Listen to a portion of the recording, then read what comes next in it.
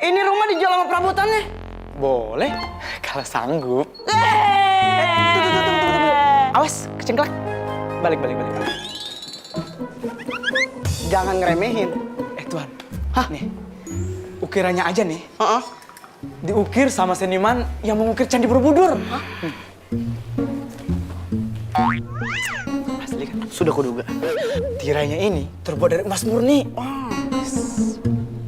Bang, jangan-jangan nih yang punya nih rumah juga pernah punya angsa bertelur emas apa?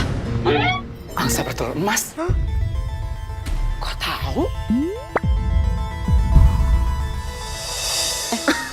Enggak, emang pernah denger cerita aja. Cerita itu memang sudah beredar kemana-mana. Dulu majikan saya juga miskin.